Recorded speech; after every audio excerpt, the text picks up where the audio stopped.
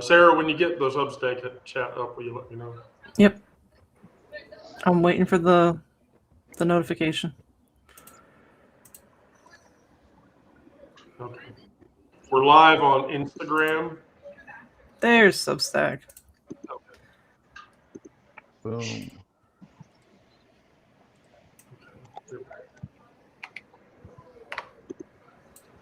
Okay. Yeah. Wait, where's the, oh. My windows are ill-behaved. Things got reorganized. Yeah, I'm just trying to get situated. I mean, it takes a minute, right? Okay. So, who's echoing? Is it me? Do you have something open? I don't. No, I mean another window. Hold on. Let me make sure it's stream. not me. Because I'm not hearing anything.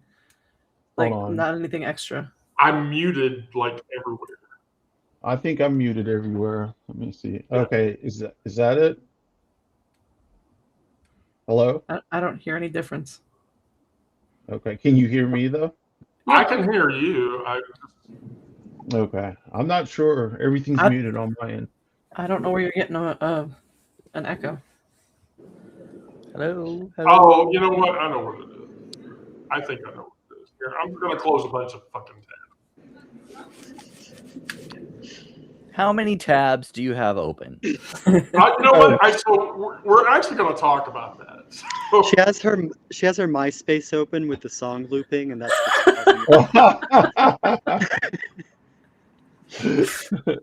Brandon, you can fuck right off. Okay, so we talked about this to the people who are listening. Doing trauma twice a week is really hard, and it's hard on all of us. And so it turns out it's much easier to just talk about things from a social perspective than it is to talk entirely about trauma. And so over the weekend, I went through a severely traumatic event. Again, I'm not ready to talk about this event, how this event went, what happened in it. It was very traumatic. It was very difficult. I spent most of the weekend in tears, crying, trying to adjust and normalize because it came completely out of the blue and I didn't see it coming. And the reality of it is that I think the byproduct and solution of the problem will work itself out, but it brought up a lot of pain points. So really, I think what our hourly talks should be focused on is survival. And so I've asked everybody, and everybody kind of agrees. And so from here forward, we can just sort of continue talking about trauma, but also other things that are not so traumatic. And so with that, I'll open and I will say, building life is really, really fucking hard. There are days that I look at my desk and it hurts. And I reorganize it constantly. And we're all social media animals, and social media drains me. I mean, it bleeds me fucking dry. And the reality of that is that there are some days I would rather just bleed out than tell the people that I care about or the people that I love, I'm stuck and I need help. So this isn't about balance or self-care bullshit. It's about building in a way where you can actually survive whatever the fuck it is. So over the weekend, while I was going through my traumatic event, I reorganized my desk yet again. My workspace gets cluttered, and when that happens, it makes me want to scream. because I have a very difficult time being inspired by what's around me. I mean, honestly, I have a bag of Doritos. This inspires me. Who's not inspired by a bag of Doritos? But you know, my chair, you know, on certain days it fucks with my spine. My desk is a pile of shit that has stuff stacked up. There's no feng shui at my desk. So and then too, like when I'm inspired to write, I need inspiration. Wherever that inspiration occurs is what inspires me, which is why I'm pretty sure we're talking to Miranda from Coffee House. And that's why she does that. She can make that comment. But the fact of the matter is this: your creative space should feed you. And you should make it that way. And so I wanted to share with everybody, I want everyone to share what their creative space is like and why it inspires them. Because the questions that I ask is, you know, if my workspace were designed by someone who loved me, would that change? You know, what's the one object I could remove from my desk that satisfies somebody else's expectations over my own? So those are like the two relevant questions. So Miranda, I will let you can go next. Okay. So for me, like, I have at home is my workspace, and the places I go are the places that like give me creative spark.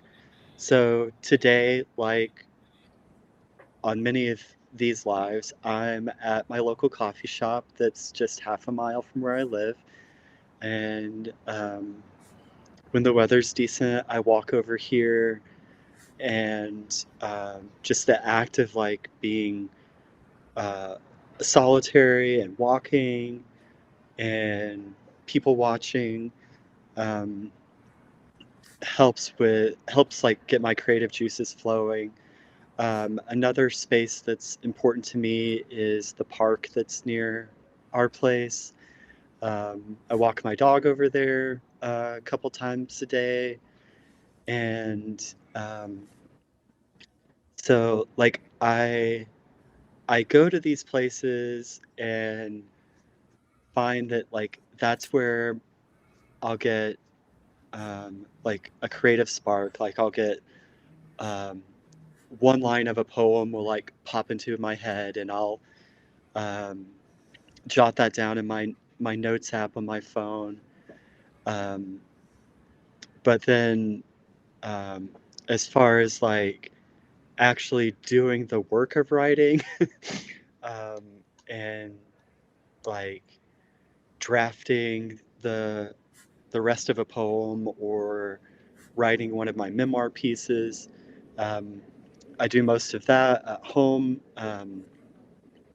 We live in an apartment, so like space is at a premium. Um, so like my wife and I share a desk that's in the corner of our bedroom. And so things that we've done to make that space work, we put up curtains around the desk space so it's like blocked off from the rest of the bedroom, um, and like situated one of the bookshelves where it's like right behind whoever's sitting at the desk. So um, yeah, and then we try to keep it neat-ish for each other, but um, we both have our projects that we're doing, and um, she works a corporate job that is hybrid. So sometimes she's working from home with a whole pile of uh, work stuff, um, and she has to have the monitors a certain way for the endless amount of spreadsheets that she seems to have to manipulate. Um, So yeah, I don't know if that answers your question, Wendy, but it's kind of my vibe. No, I'm totally with it. Brandon? Oh, look, I'm center stage. No pressure. I know.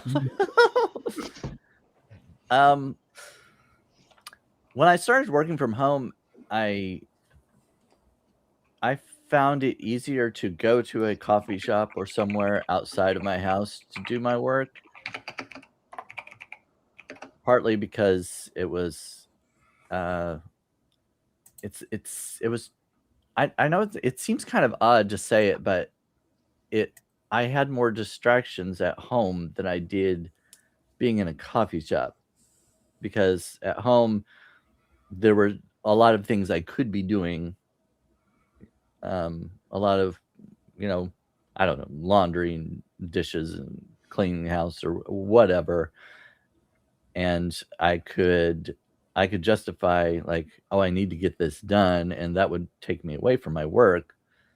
But if I went to a coffee shop specifically to work, then that's what I was there to do, even though there was music and there were people around and stuff. I still found it easier to focus just on my work. I like the white noise of the coffee shop. Yeah, and I don't know. It was just I liked it that way, but I also I feel kind of an obligation. If I'm there, I need to buy something. I need to buy coffee or whatever while I'm there, and that was just like an extra expense that I didn't feel like I needed.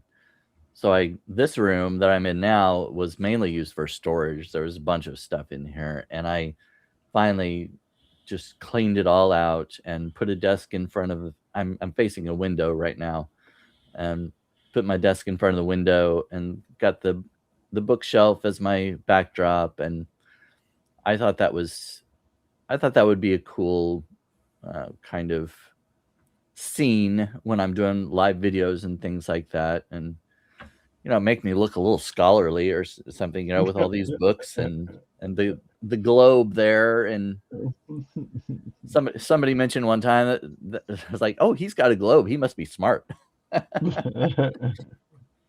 Like, He knows the Earth's not flat. yeah, that's right. That's true. So this is where I do most of my writing and videos and things. But I mean, I guess I do get inspired other places, and I try to remember to make notes or whatever, because if I don't write something down, I very easily forget it. But I do tend to do most of my stuff here, and I guess this is where I get most of my inspiration. I think it helps that I have a window right in front of me.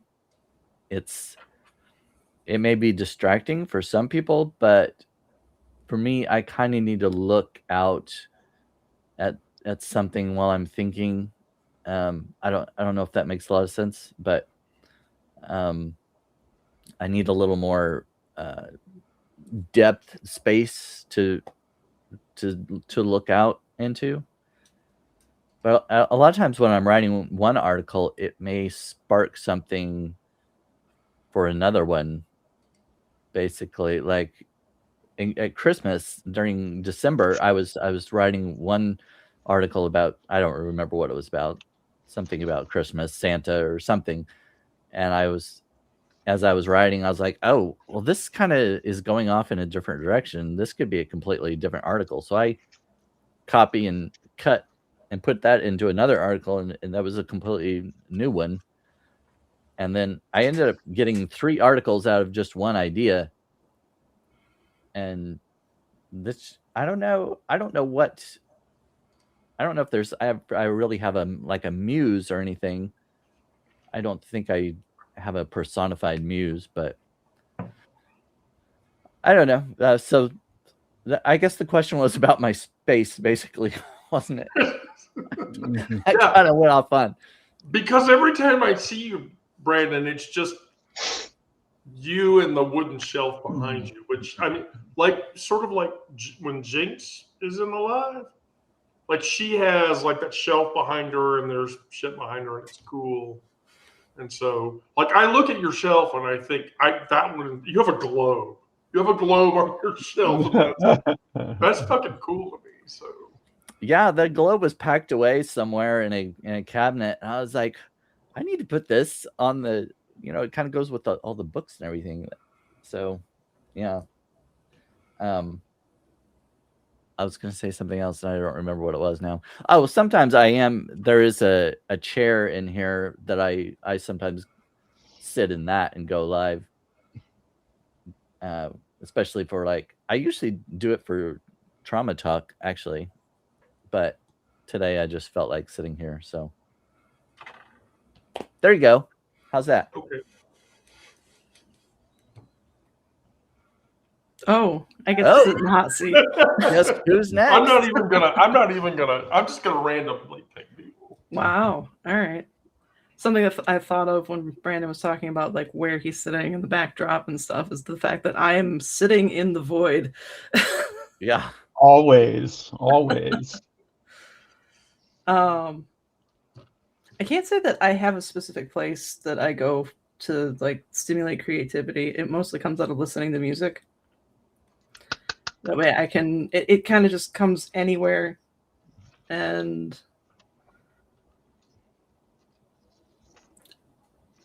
yeah, I kind of just have to have either a notebook or my phone with me at all times because it will sneak up on me. Yeah, but really tell us, because we want to know, because it's always dark. What does your desk look like? My desk looks like chaos. Yes. Do you want to see my desk? Because my camera is not mounted to my computer. It's just sitting on top of a monitor. No. You can just describe it. I have my work laptop over here.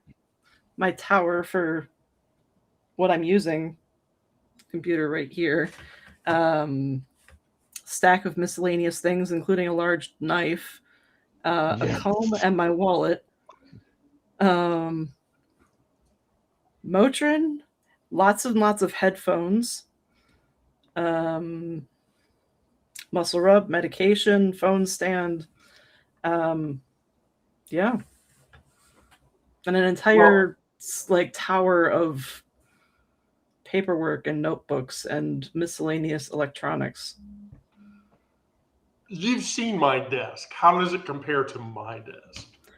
My desk is smaller and more cluttered. Okay. You would hate my desk. Mine's pretty cluttered too.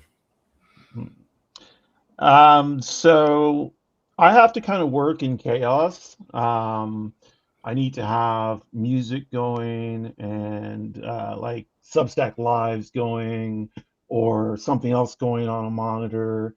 My 3 monitors plus my laptop are all showing different things. Music is always playing. I'm always on my cell phone, and then things start to pop into my brain. And I just start scribbling furiously. So I've got all these little papers all over my desk, and it's just it's crazy how much how disorganized I am. I've got lipsticks and just boxes and lamps and things of pens but amongst all that is where I think my creativity comes. I feel comfortable in my mess, which is where I can find everything, and things just start popping into my head. And like everybody here, I'll use either my phone app or a notebook or either one of these small pieces of paper and start scribbling down and flesh everything out later. Yep.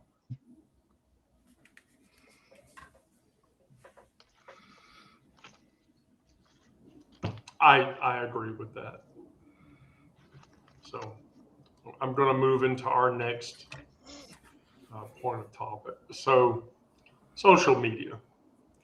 So from my perspective, I social media because I get in front of my term before I start working, and I write the Daily Digest. And so then, and everyone probably knows my secret sauce, because if you're reading the shit that I write, you know where it ends up. But basically, I get the Daily Digest done. I start working on the topic for the queer space story, if I'm going to publish a queer space story, and then, or whatever featurette for the week. Like last week, the featurette was the Jack Smith testimony, because I got a PDF copy of the Jack Smith testimony before the Department of Justice DCMA'd everybody to take it down. And then, I wrote a special report about it. But it's 1:30 here, so I already have half of the queer space story written for tonight. And so what do I use social media for? Well, okay. So after I publish the morning digest, I wait till 11:07, 11:05, 11:07, and then I go and snipe the Jeff Tiedrick post for the day to get the Daily Digest in the top of the Jeff Tiedrick post. Which, by the way, Jeff has called me out for a few times in doing. It's cool, though. And then I do the same thing for Scott Dorkin or whatever. Like, I have my 5 Substack reads that I snipe the top post for. And I actually, for the stuff that I'm writing, that's fairly successful. But that's what social media is for. It's just to get what I'm writing out to other people and or to be informed. Because honestly, outside of the news that I read on Vox and Mother Jones and The Guardian, all the other mainstream media sources, I don't trust. I won't trust them because it's all bullshit. Like the New York Times being a bunch of anti-trans motherfuckers. Yep, fuck them. Fuck them. Some platforms make you feel connected. Others turn you into performing SEAL tricks for everybody. You can't really tell the difference between community and consumption anymore. I can't. It feels like constant consumption. It feels a lot less like community. And so if I'm feeding an algorithm that doesn't give a fuck about what the fuck I'm saying, then it's kind of hard to participate in it. And the result of that is that, there are some apps that drain you. People who are still on Twitter. I have no idea how the fuck people are still on Twitter. I just don't get it. Someone in any chat is free to explain to me how the fuck they're still on Twitter, because Let me ask you this, though. Aren't Twitter and Blue Sky pretty much the same type of action platform? No? No, here's the thing. So Twitter is just MAGA dumb fucks. I mean, Twitter has gotten so bad that Jeff Tiedrick canceled his account. Okay. Jeff Tiedrick 100% said, fuck you, Twitter, and left. Scott Dorkin still posts there, but I've asked him before, why are you? He's like, I don't know. So the problem with social media is doom scrolling. Miranda knows what I'm talking about because she's done it.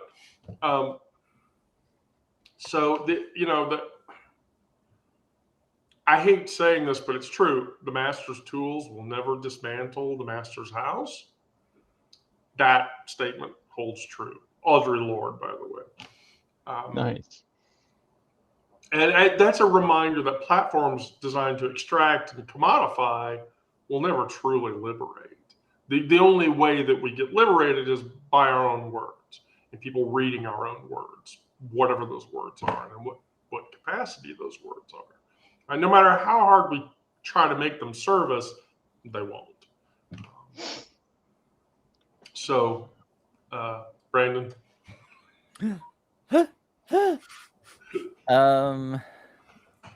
Social media. Ugh. I don't do a lot of social media. I put my stuff on, well, I don't know if YouTube is even considered social media necessarily. Yes.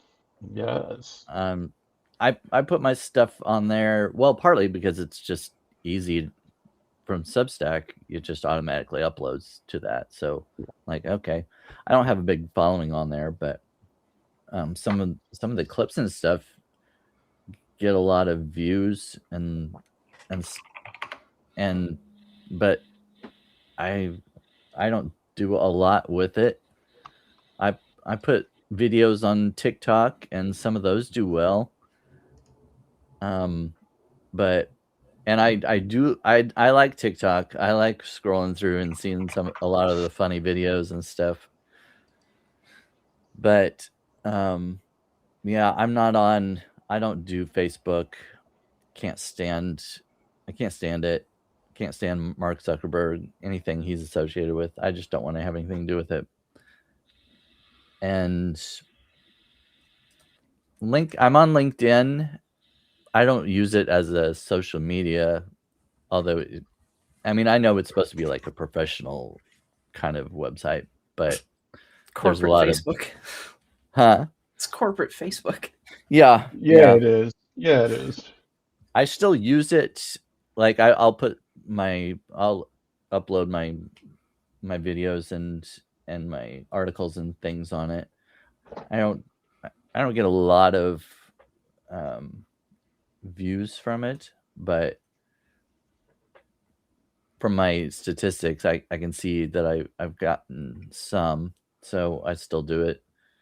And I've gotten jobs from LinkedIn, so I do appreciate it as a social network, or as a professional networking site. I've used it for that, and it's been helpful for me. I've gotten my last 2 jobs off of LinkedIn, so yeah. I have 2 for my freelance writing jobs. That's where they've come from. So I appreciate it for that. But and of course Substack notes social media. And I try to keep up with that, putting out just a few every once in a while. I try to come up with something original to throw out there. But yeah, I don't do a lot with it because there's so much. People just say so many things that are just ridiculous. They feel the freedom to degrade you and say whatever they want, when they very likely would not say the same things if they were face to face with you. Right. And it's just aggravating, and it's better just to avoid being on it at all, I think. And just looking at our chat today on YouTube, I don't. Today's YouTube chat has not been fun. I know. I brought it up because I opened it and I was looking through a few. I was like, oh, all right. So I closed that out. I was like, enough of that one for today. Right. I just come. Wow. I have been actively attempting to moderate the YouTube chat. Wow. Just ridiculous. I mean, YouTube, of all the places that I post things, YouTube is the worst for as far as negative comments for me. I have never seen comments like this before on YouTube. I'm like, oh yeah. See, here's the thing, and I think I've said this: when you go with the mobile formatting in your videos, you'll get a larger amount of engagement, and the body of that is because YouTube will send that to the shorts stream. Oh, and yeah. That's where everybody is reading and watching now, and so I was kind of wondering about that because we usually don't have that much in the YouTube chat. I didn't know what was going on today, but anyway, that's I guess that was basically social media. That was kind of our this one, right? So yeah. Getting back on track. I guess I'm in the spotlight now. Before you start, by the way, I'm just going to tell you the next topic is going to be magical when we get to that topic, because the person who is going to first speak on that topic, gets to speak about the topic before I do. All right, please continue, Brandon. Yeah, no pressure. Yeah, like, okay. Yeah, so I think the YouTube comments today are really illustrative of what a lot of social media has become, where um, there are people who are just itching for a fight. Yeah. And um, so they have built up their For You page or feed or whatever with the kinds of people they oppose, and then they just rage watch our lives, or um, like I like to post sort of outfit of the day photo galleries on TikTok and Instagram, and it's the same. Like, I'll have friends who leave supportive comments and like the posts, um, and I try to hang out with them in the social space um, that the platform allows. But then so much of the other stuff is people who just want to say negative things, and they're not even creative. It's like the same Right. same thing all the time. It's the same kinds of um, vulgar comments about my body. It's the same kinds of um, logical gotcha games, and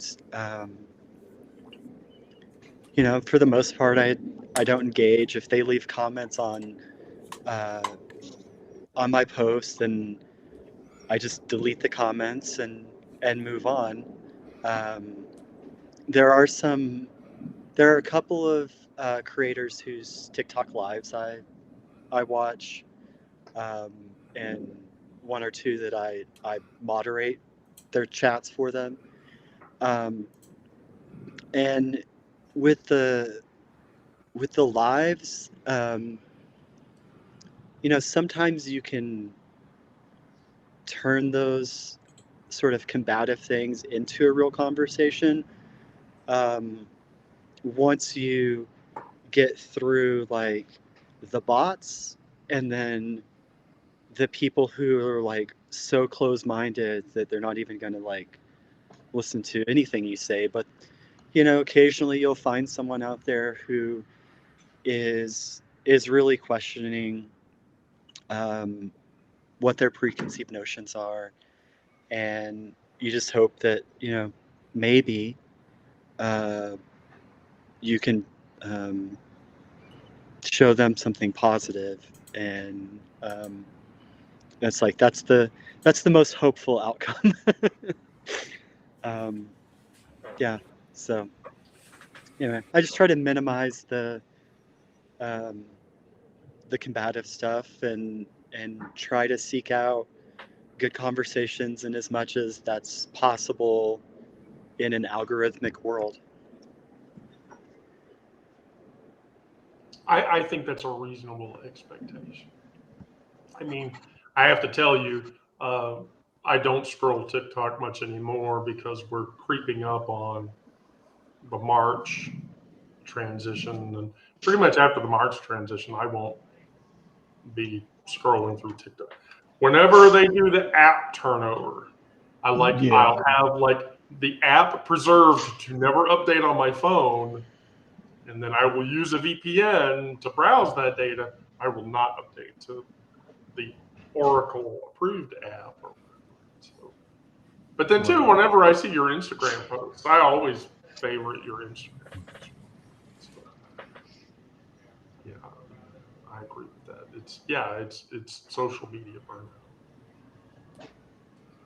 So, all right, Alex. I'm kind of a social media whore, honestly. I'm on Facebook and I post just like all sorts of shit. I'm pretty unhinged. But in my posting, oftentimes carries a message that I'm trying to put out. So I'm not really posting for likes or for views. Well, for views, yes, but not for likes or anything like that. I'm more posting so that I can get out my thoughts without having to type them out. And I have friends who kind of do the same thing. So we like have a collaborative effort to get into other groups that may not be so friendly, like may not be so trans friendly, and we blow those groups up. Um, it's a lot of fun, and Twitter, I don't use Twitter, never have. Blue Sky, Blue Sky is kind of boring to me. I don't use it all that much. YouTube, I don't have a following. Twitch, I used to use it for DJ stuff. Um, but Instagram, I don't use Instagram much anymore. TikTok, I just make videos that I want to make and send them to friends. I'm not now. I have been posting more of my Substack shorts or YouTube shorts or things like that to try and get readers to come to my Substack. But that doesn't really seem to work so much. But I do like to put my stuff out there. That's how I view social media. It's not so much of a burden for me. Like I see the bad in it, and I do doom scroll. I see the bad in it, but also I see how it can feed my desire to get what my thoughts are out in a different way. So. Yeah, it's like you're using it as a broadcast channel, which I do also. Right.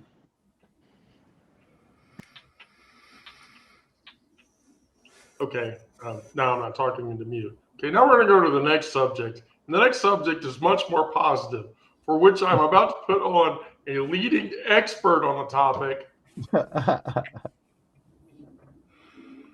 Hello. Which mouse do you use? Which mouse do I use? I use two different types. Well, they're both the same wow. type, but they're two different styles.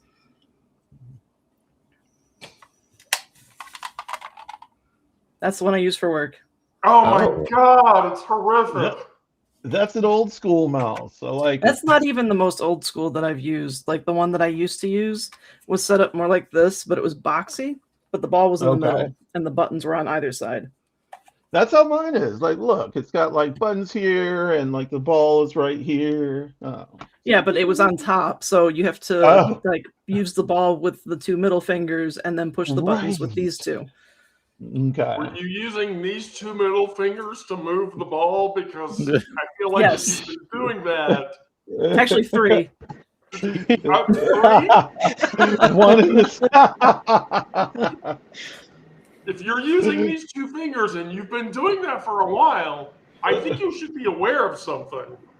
Well, the third might be going somewhere else. Well, I'm not going to talk about that.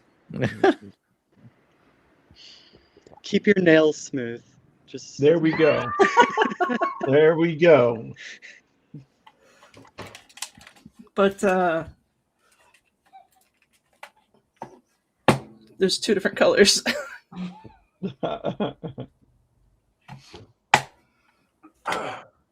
Wow, Sarah, you really handle a pair of balls really well. I used to have a set that had chimes in them.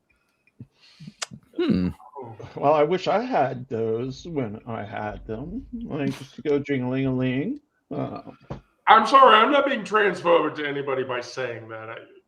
If that is the case, anybody takes it that way. I apologize. Not my intent.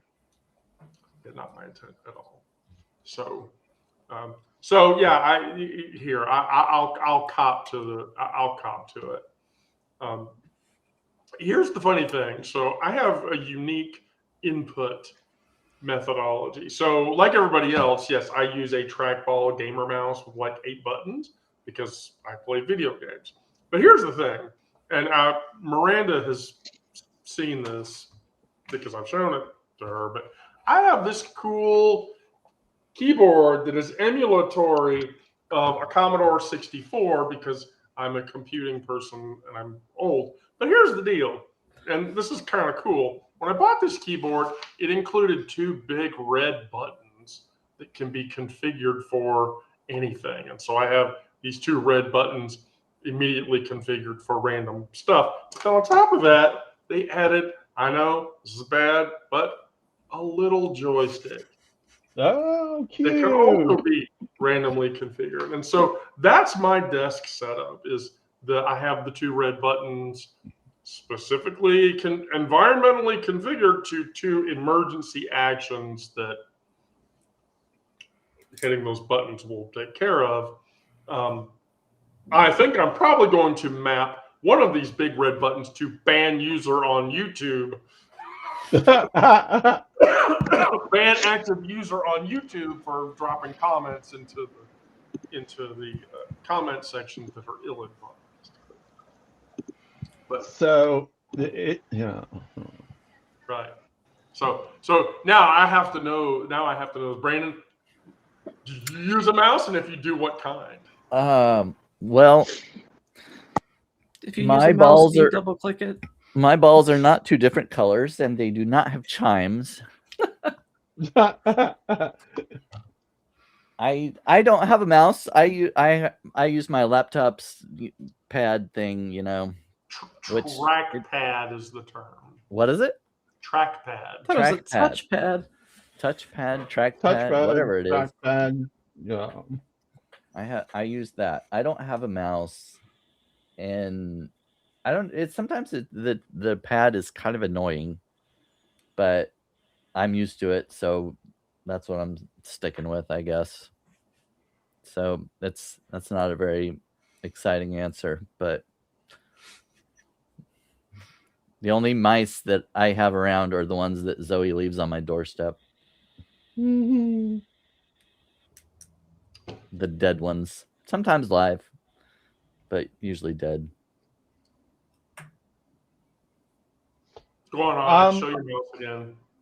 So yeah, it's called Jellycomb. It's an old school mouse that came with like a keyboard that was not what are those called? Detachable keyboards. Um, I've had this for so long, it's all disgusting now. I probably need a new mouse. So yeah, I will be looking in the future to get one. But this one is hanging on, so I can't complain. It does its job. Yeah.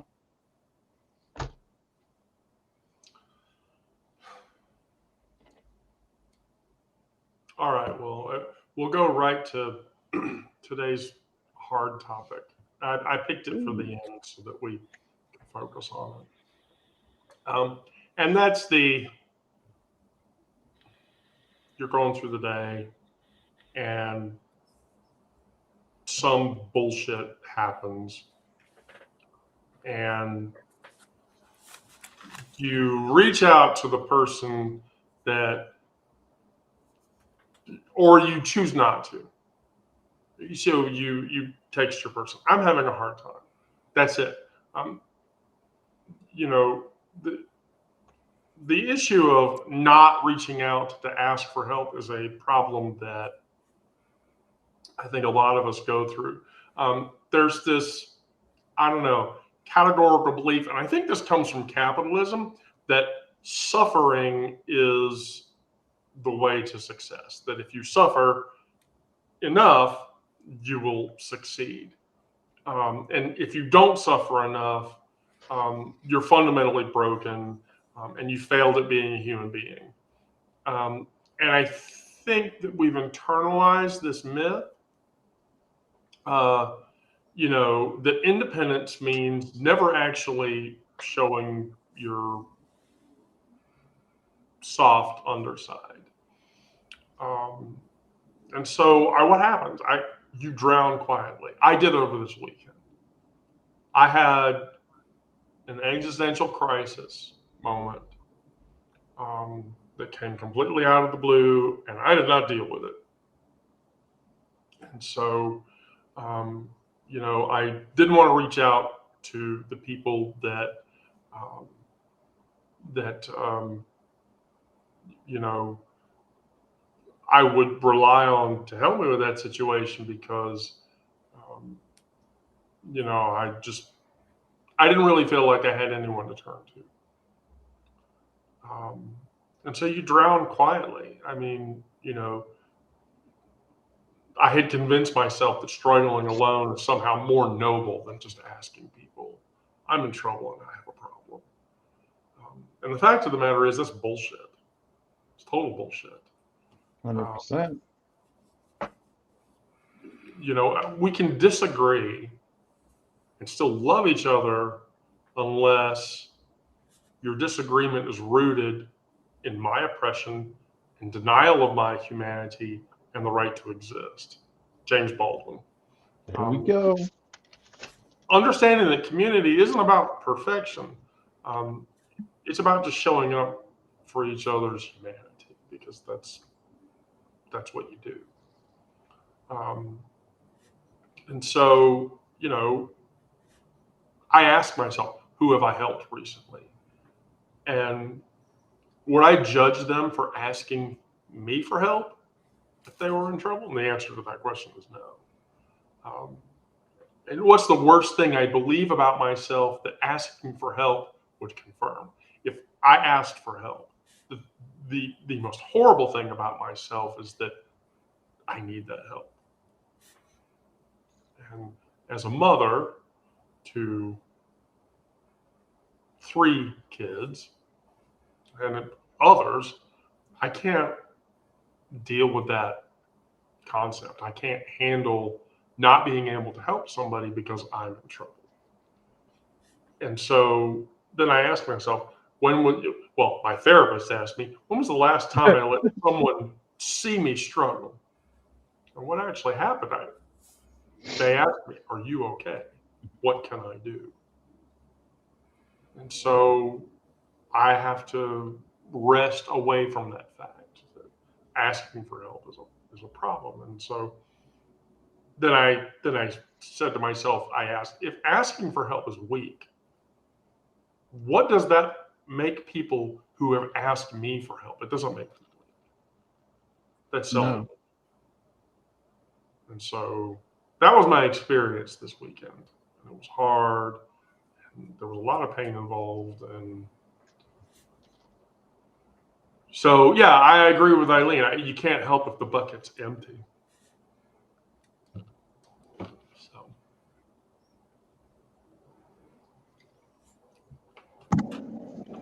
So one of, I guess, my biggest hangups as far as asking for help goes is I have trouble asking for help until I figured out what the solution is. Mhm. So I will put myself through a lot of hurt and pain and emotional anguish until I can figure it out on my own, and then I might be willing to ask for help with what I think the solution to the problem is. But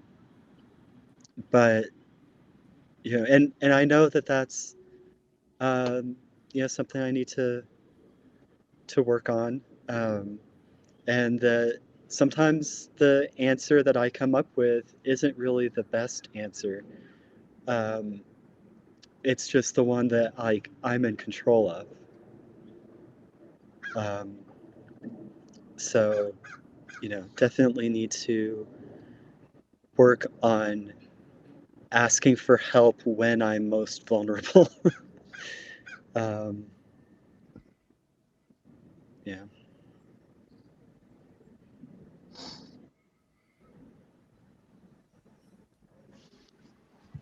Sorry, it takes a minute to move the next person up. Oh, yay.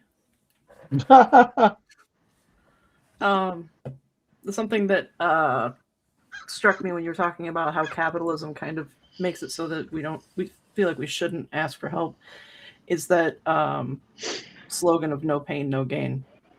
And granted, like that's something that's mainly for, working out and bodybuilding and whatever else, but it still feels like it rings true. I don't know, specifically in the past year, it's been difficult to know who to reach out to and in what capacity, just because there's been so much change. But I do know that for me, it's not usually about reaching out to ask for help. It's more about reaching out to just be able to talk over whatever it is that I'm experiencing. And that being able to say whatever it is out loud, to be able to verbalize it and just get it out in the air instead of in my head is usually enough for me to be able to start to see the path forward. Although a lot of people don't understand that and they think I need a solution.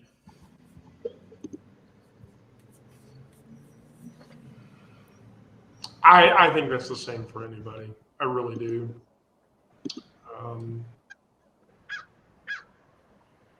But we'll let Gay in the New Year make comments. Gay in the New Year. Wait, were you not gay last year? I could. That could be a verb, to gay in the new year. Okay. To gay in the new year, yeah. Right. Oh. I think we talked about this a little bit in the last trauma thing, but I kind of learned from an early age that I couldn't trust my parents, my family to help me when I needed it, and kind of became independent because of that. And so that's a long time to practice handling things on your own. So it's difficult to overcome that, to to reach out and ask for help. And kind of like I hadn't thought of the concept that Miranda was talking about, of coming up with your own solution and then asking, well, this is what I feel my solution is. Can you help me with this part of it? And I can see how I've done that some. So it I still tend to want to solve problems on my own, handle things myself. And Cynthia, I don't think I'm any gayer this year. It's hard to tell. On a scale of 1 to 10. Yeah, we're only 5 days in, so I am talking. I'm talking to a guy, and I think we're gonna meet pretty soon. So. Oh my God, you're gonna meet somebody? Yeah.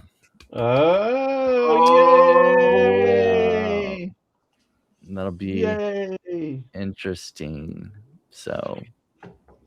Do you think you can bring him on live so that we can ask him? Oh gosh! And find out if we. Honey, Mama does not want you dating anybody that Mama does not approve of. Yeah, well, all your moms need to approve. Yeah. That will be very far in the future before that ever happens, if it ever does. Okay. Onyx. So like Brandon, I was not one to ever go to my parents. When I was younger, I was not medicated, and I have bipolar disorder and ADHD and generalized anxiety disorder, all that stuff.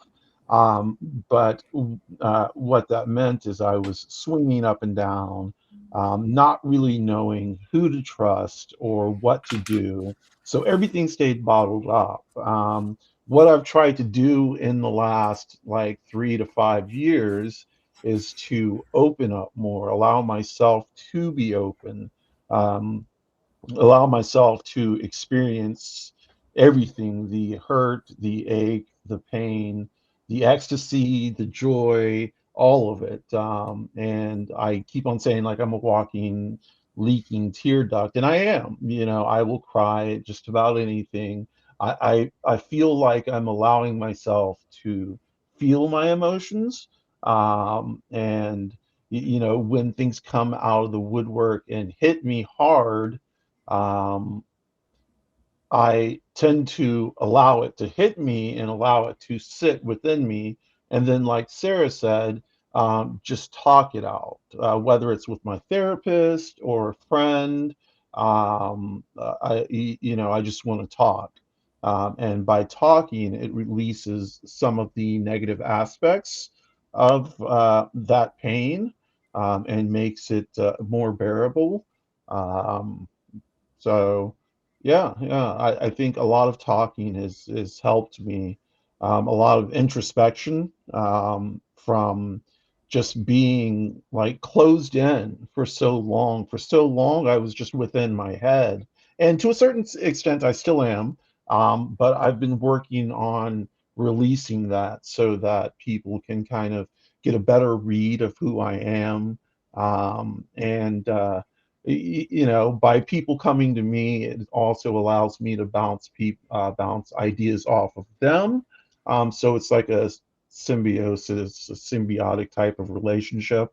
And yeah, that's how I dig it. That's how I get down. I mean, I think that's any of us at this point. I Well, think so. I really do. um, uh, Give me just a second because I'm going to be a bitch. Gonna eliminate some people. Yeah, there we who? go. I was a bitch. Adam Um, Muhammad? yeah, like I should be shocked by that. Right. Yeah, I should be shocked by that at all. So here's the thing. Here's the whole ball of wax. Um, you don't need to optimize yourself into a better machine. Um, all of us need to remember that we're human. We're soft. We're breakable. We're deserving of kindness and gentleness. Um, your body isn't lying to you. Um, your need for help isn't weakness.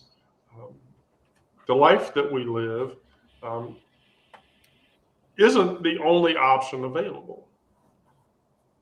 You can make changes. Um, Start small. I started small. I dragged out boxes filled with very old, over 40-year-old comic books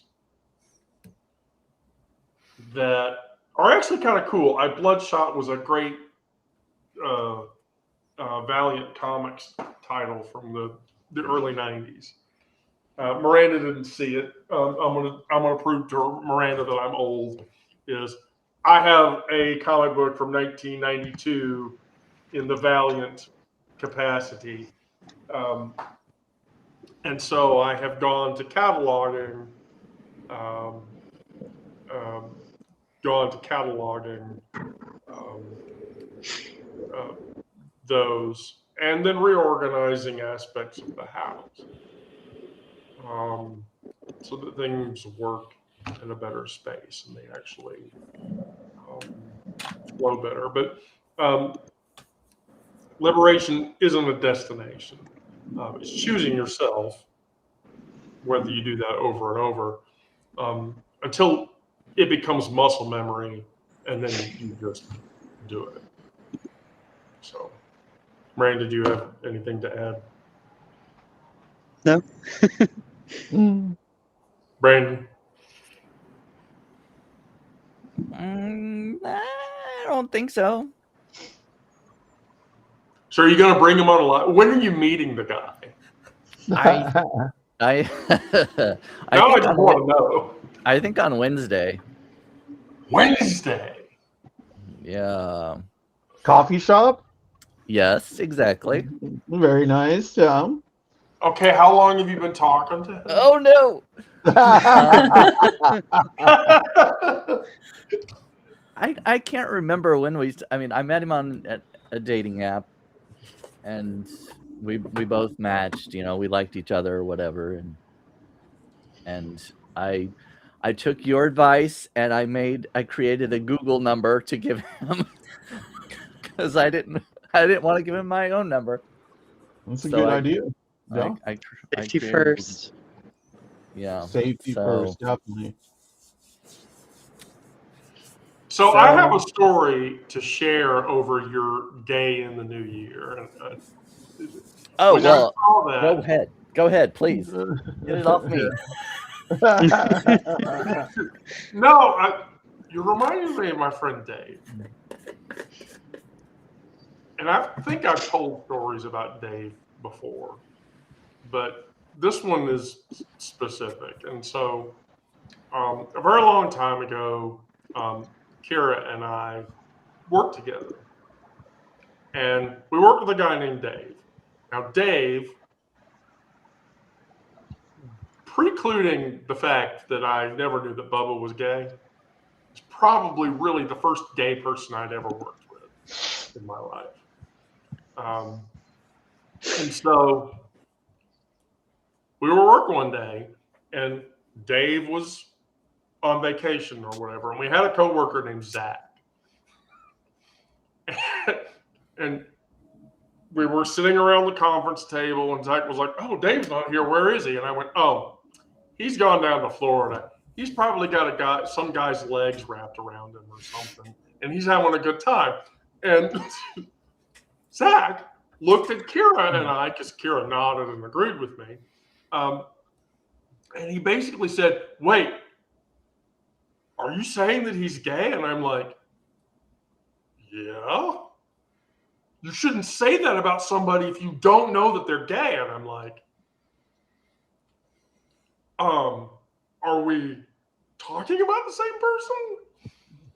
And so, like, the week after or whatever, Dave got back from work and Zach was out that day. And so he walked over, "Is everything okay? Is everything good?" And I'm like, "Yeah, but you got to talk to Zach." And he was like, "Oh, well, what's wrong?" And he's like, "Zach thinks you're not gay." And Dave literally was like, "Oh my God, am I not being gay enough? Do I not get off gay enough vibes?" And I'm like, "I don't know, Dave, but you should talk to him." Because he was like, "Oh heavens, okay." Whew. Gets all flustered, and then gets all flustered. "Okay, I'll take care of it. I promise, I'll take care of it." And so, like the next day or whatever, Zach walked in to the office and sat down. Dave walked over to him and he said, "Honey, we have to talk." Zach was like, "Okay." And he went, and I didn't hear what he said to Zach, walked away, but then Zach walked over to Kira and I, and Zach was like, "Oh my God, he's gay. I've never met a gay person in my life." And I went, Oh.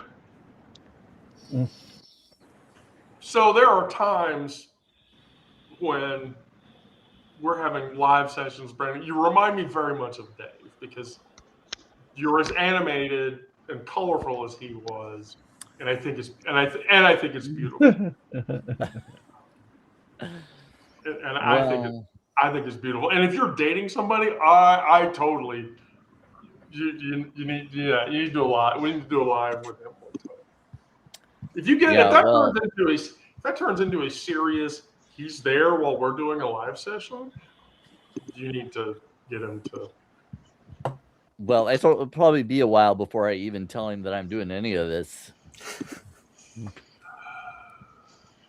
What would you discuss? Like, is Substack? Substack is a pretty substantial part of your life, isn't it? So, like, what do you just like? What's a good first date top? I mean, I guess there's better first date topics than Substack, but you know, But it might come up in the what do you do? Right.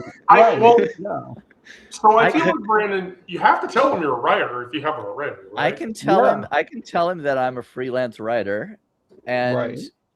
and I do work outside of Substack because it doesn't pay all my bills right now. So I do have to do projects, freelance writing projects to earn my living.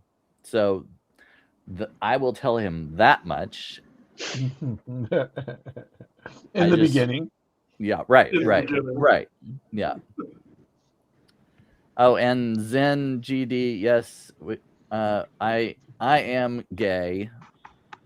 I'm just telling you, Zen DDD is probably baiting you. I'm just Right.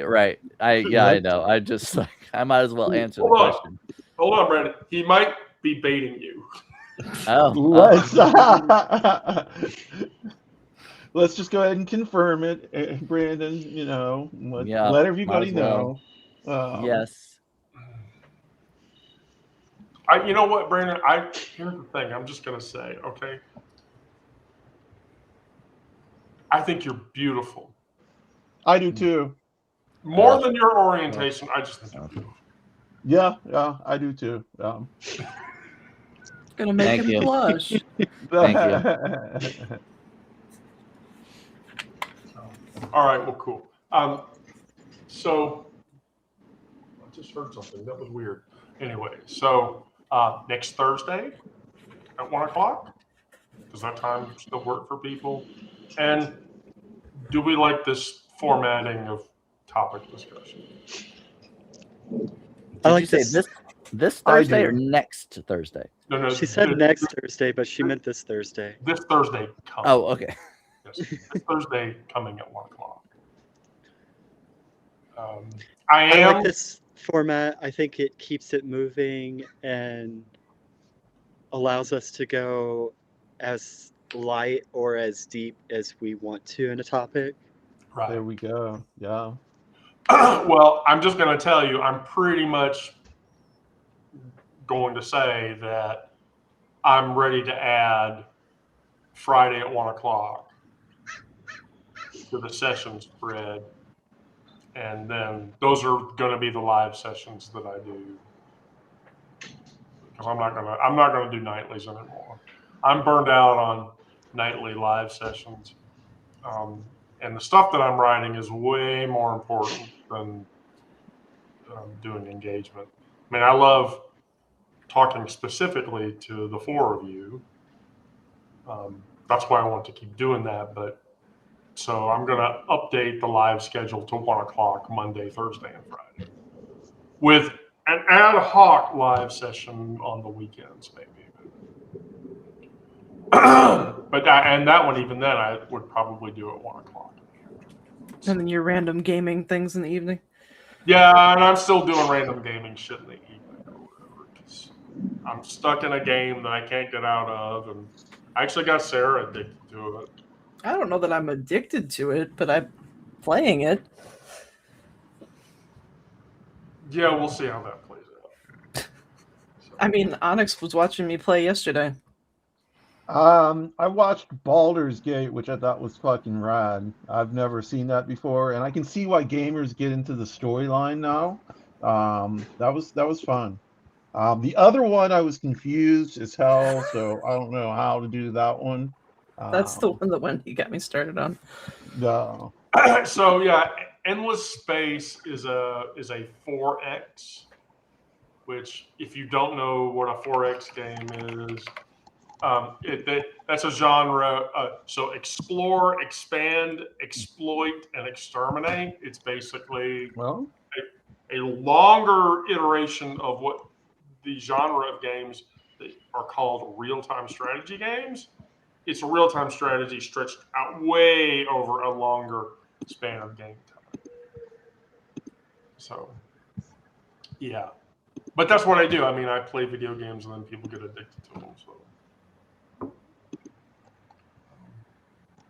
anyway, all right, well, cool.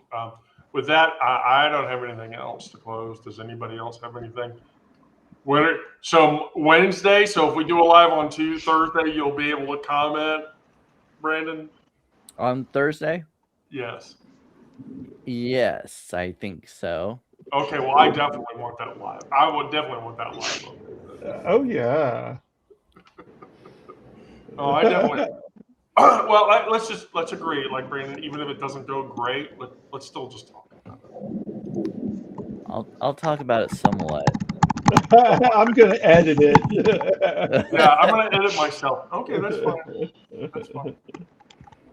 All right. Well, everybody have a good afternoon. Thank you, everybody that was listening.